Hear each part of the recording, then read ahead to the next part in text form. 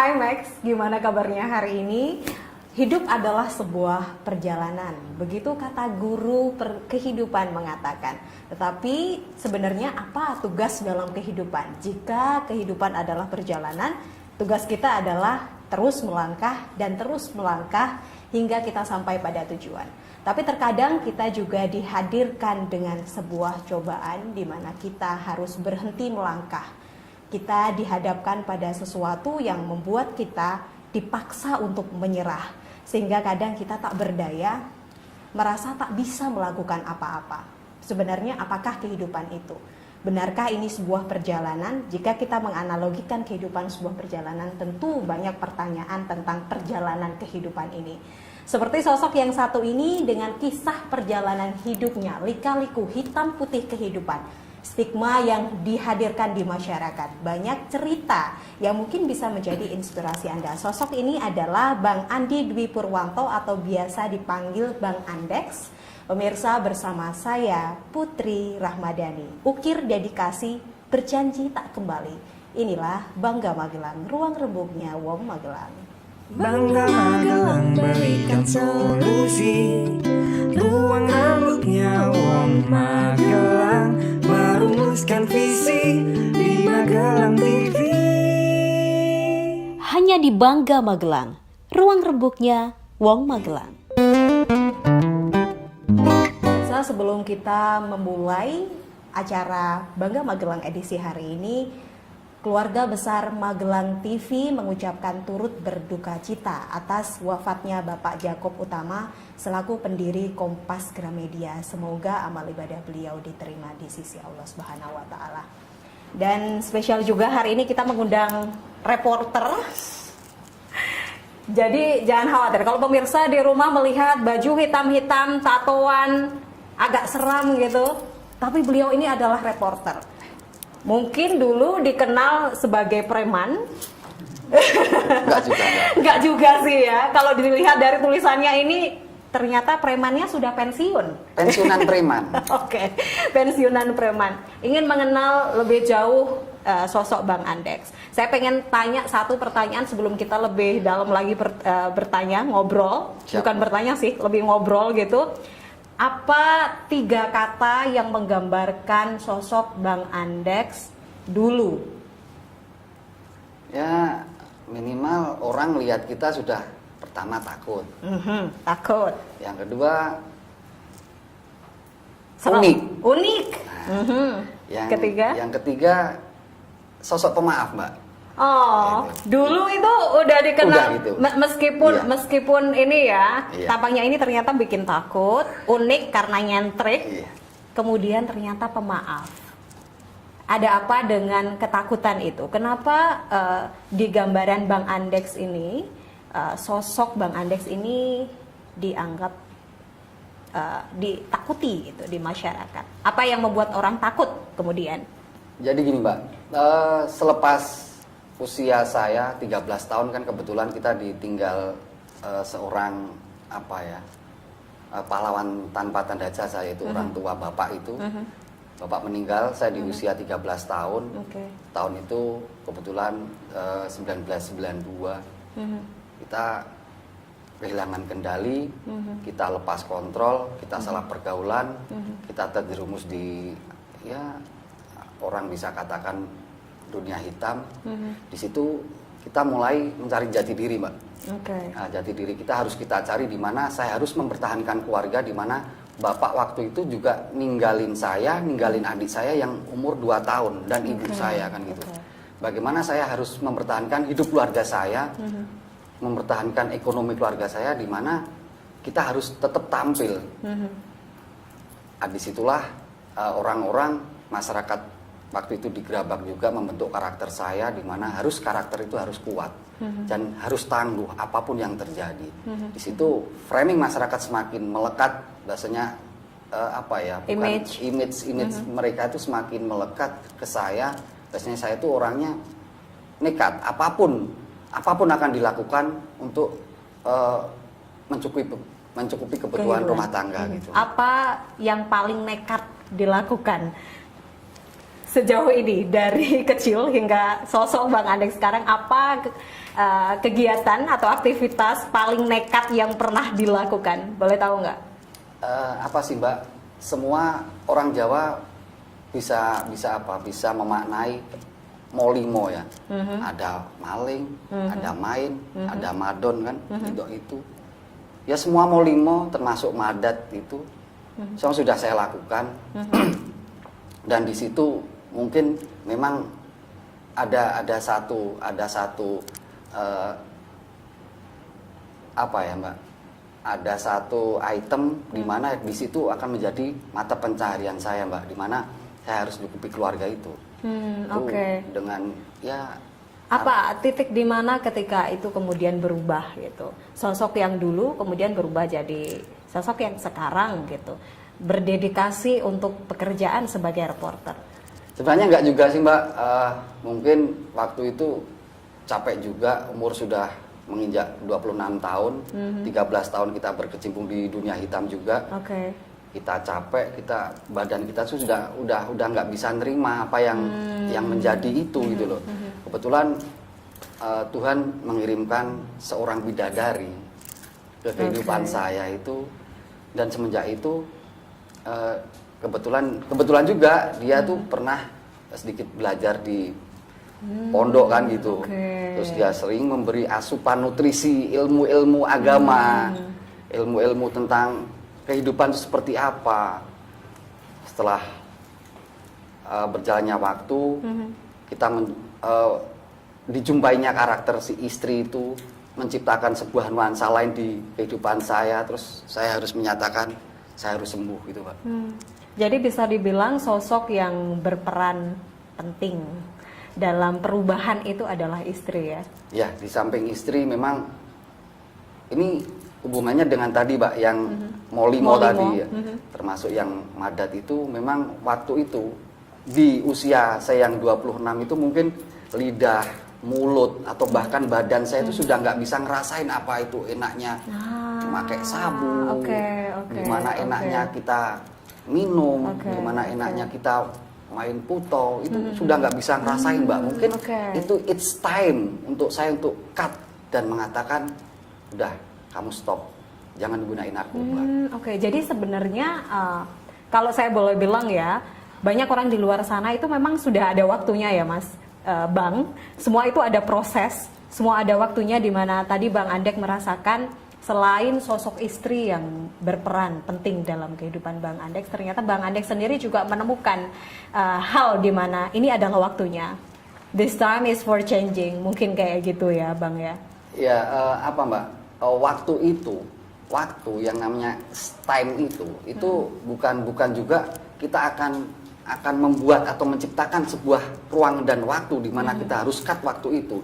Tapi kebetulan juga Mbak, tubuh saya itu sudah nggak bisa merasakan. Mungkin di usia saya yang ke 20 tahun itu, 25 tahun itu mungkin fisik saya pun masih mampu dan masih ini, mungkin juga belum juga saya dipertemukan dengan calon sang istri waktu itu.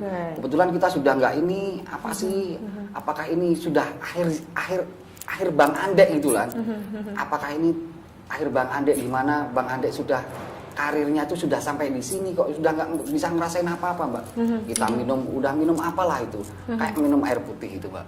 Sudah nggak ada rasanya. Iya, udah nggak ada rasa. Kita mainan apa, obat dan sebagainya, sudah nggak ada rasa. Jadi apa ya Mbak, sensasi yang diberikan narkoba ke tubuh saya itu sudah nggak ada dulu itu. Betul.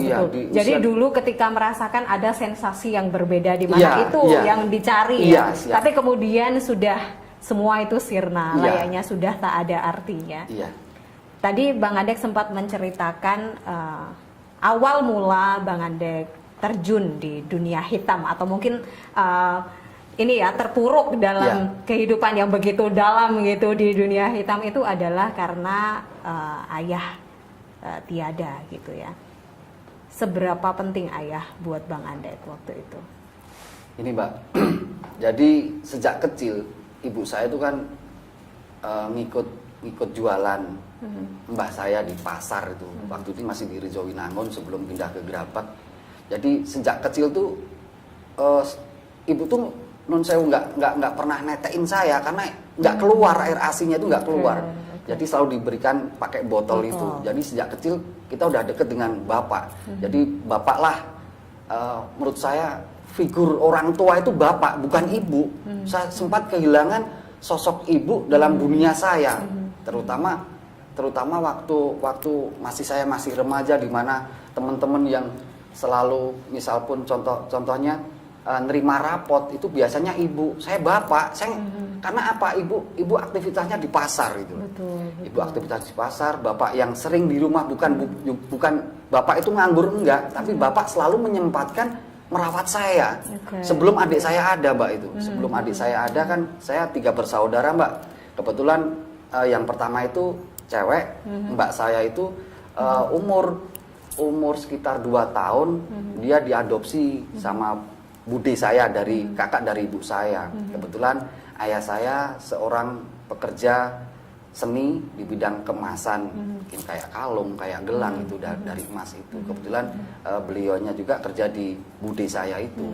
Nah, di situ mulai bude saya kebetulan diberikan jalan lain dari Tuhan itu, nggak mempunyai anak. Terus mbak saya diminta gitu loh, diadopsi sama beliau, iya sama bude. Terus hanya saya waktu itu, saya merasa saya sendiri, saya cuma dengan bapak. Pagi itu udah tinggalin ibu bekerja di pasar, sore sudah ibu juga capek kan ngurusin rumah. Kita belajar juga dengan bapak, apa-apa dengan bapak, kita minta uang juga. Waktu itu dengan bapak, semua kebutuhan yang cukupi bapak itu, Mbak. Jadi bisa dibilang memang waktu itu kedekatannya itu lebih ya daripada sosok ibu yang karena kehidupan sering merawat gitu bersama gitu. Saya turut berduka cita, Mas, meskipun sudah lama. Tapi mungkin ada yang mau disampaikan kepada Bapak gitu, jika Bapak masih ada, Bang Andek. Ya, Pak. Bapak adalah inspirator saya. Bapak yang memberi motivasi saya, di mana saya bisa tahu makna apa yang namanya kehidupan. Ada di situ, ada tanggung jawab, ada jiwa pemaaf, ada jiwa melindungi. Figur itu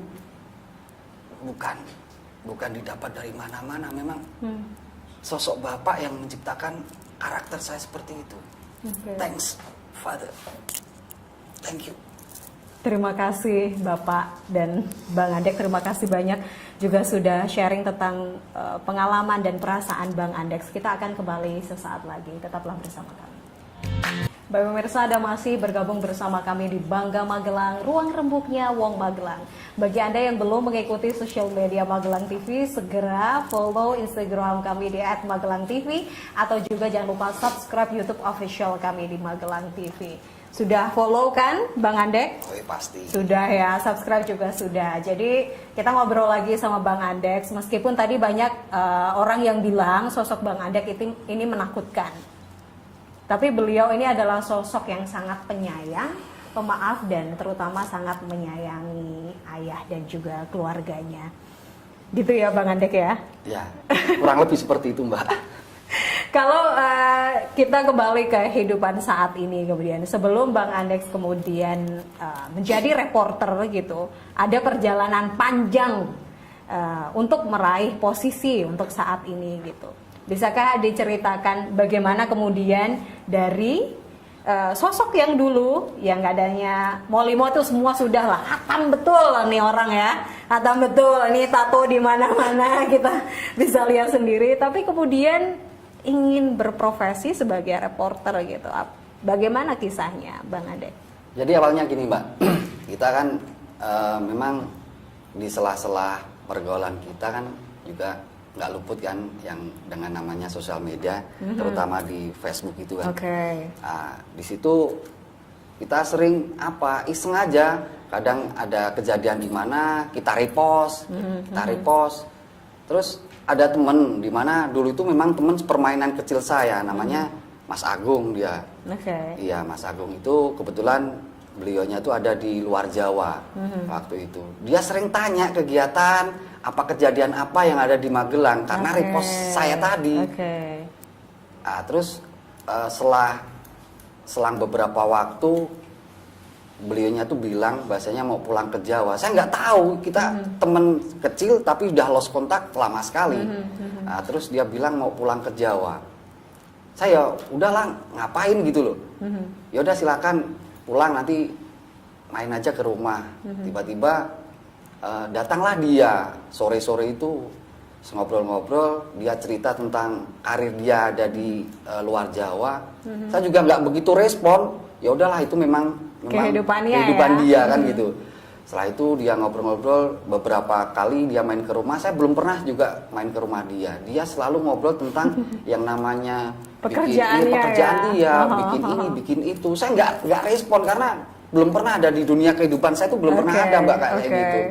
Waktu itu juga kita menyibukkan diri. Kebetulan mertua dari istri itu kan pengusaha makanan olahan kayak getuk itu Mbak. Saya diberikan di situ, berikan kegiatan sama mertua, istri juga selalu mendampingin untuk kegiatan seperti itu. Jadi promosi menggunakan media sosial. Begitu? Iya, waktu itu Mbak kita bikin di situ, ya menjadi satu-satunya apa Mbak, asupan nutrisi ekonomi buat saya karena usaha getuk itu, dan satu-satunya itu Mbak. Pengusaha makanan olahan di Gerabak itu ya getuk itu punya saya itu Mbak. Terus hubungannya dengan si tadi Mas Agung itu ngobrol gimana kalau kita bikin sebuah media sosial, di mana media sosial itu membuat sebuah warna lain yang ada di minimal di Facebook lah, terutama di daerah Gerabak.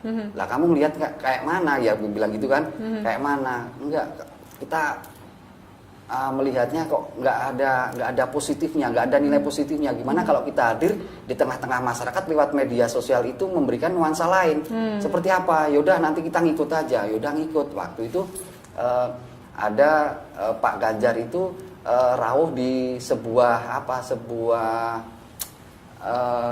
expo yang ada di daerah Kabupaten Temanggung waktu itu.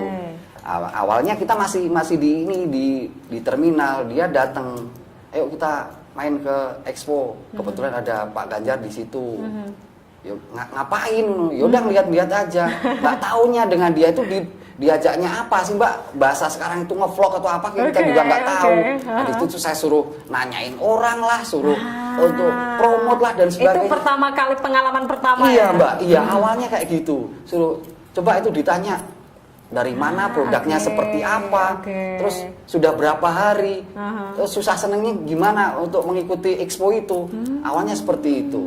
Terus kita membentuk sebuah apa ya Mbak, komunitas kecil di mana di sosial media, terutama di sosial media itu Gerabak Nyenik itu Mbak, dipunggawai dengan si Mas Agung itu tadi.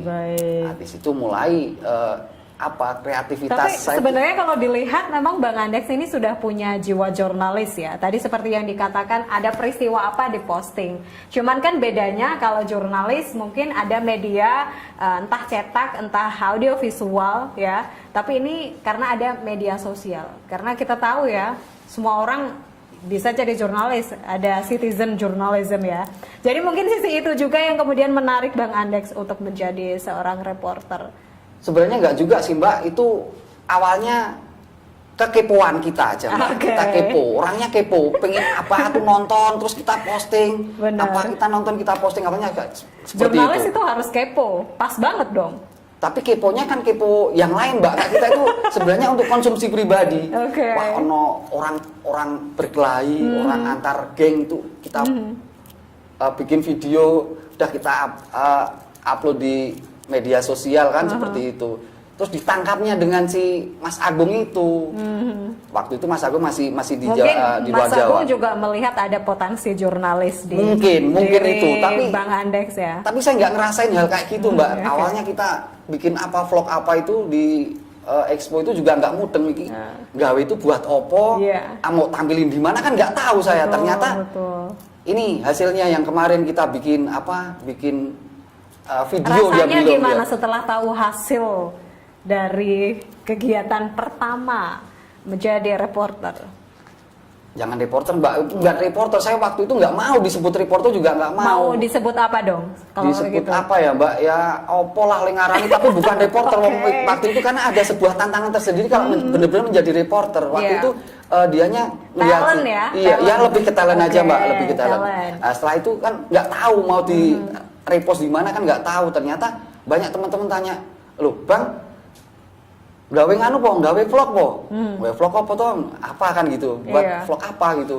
Akai nanggon expo itu di expo itu kok Bang Ande kok nanya kemudian ada. akhirnya banyak orang yang mengenal. Iya di situ. Ah, Baik. lewat situ akan-akan aku ada tuntutan gitu loh. Harus membuat kayak gitu lagi Benar. kayak bentuk kayak ketagihan gitu, Mbak. Ada ketagihan di Ada situ. ketagihan. Apa kemudian yang membuat Bang Andeks sama-sama ketagihan? Dulu ketagihan hal-hal yang itu, Mualimo. Nah, ini ketagihan di dunia jurnalis gitu.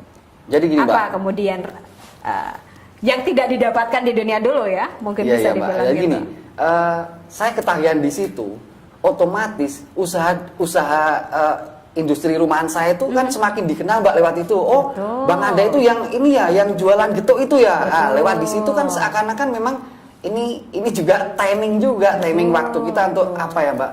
Untuk Promosi, meningkatkan ya? meningkatkan promote kita itu di usaha itu. Ya udah kita ngobrol-ngobrol dengan Mas Agung itu bagaimana sih promote tapi nggak kelihatan kalau kita promote. Karena apa? Saya nggak mau usaha saya itu dibuat promosi kayak mereka-mereka yang di luar tuh nggak mau. Oke. Tapi dengan adanya eksistensi kita yang ada di media sosial itu orang udah tahu. Oh Bang Anda itu yang jualan gitu itu ya gitu, Iya. Mbak. Jadi itu kekuatan media sosial ya, Iya, siap, digital siap. platform yang Iya. kita ketahui itu efeknya domino gitu. Iya, iya, siap. Jadi kemudian banyak orang yang akhirnya mengenal sosok Bang Andeks. Iya. Jadi kalau sosok yang dulu dikenal sebagai orang yang menakutkan, kemudian stigma yang negatif ya, Iya. pendapat masyarakat. Nah sekarang ini sosok yang dikenal yang menyenangkan dan juga bisa membawakan sebuah acara. Kita kembali lagi setelah jeda pariwara berikut ini, pemirsa tetaplah bersama kami. Baik, terima kasih pemirsa Anda masih bergabung bersama kami. Ngobrol asik banget bareng Bang Andeks, wong Lamongan Magelang asli. Wah, sampai slip of tongue ya. Saya tiba-tiba terpikir oleh sesuatu. Ini ada satu lukisan Bang Andeks. Lukisan ini menarik banget. Kalau mungkin Bang Andeks atau teman-teman di rumah yang pengen mengoleksi satu lukisan yang indah nan elok ini adalah lukisan berbahan empon-empon. Jadi ini sebagai salah satu lukisan pelopor berbahan empon-empon yang sudah meraih prestasi dari LEPRIT atau Lembaga Prestasi Indonesia Dunia. Ini Anda bisa menghubungi kami atau langsung datang ke Isting Media Studio Arts. Kita kembali lagi ngobrol, Bang Andeks. Kalau tadi banyak sejarah tentu panjang ya, proses tentu tidak mudah gitu ya, bisa dibilang.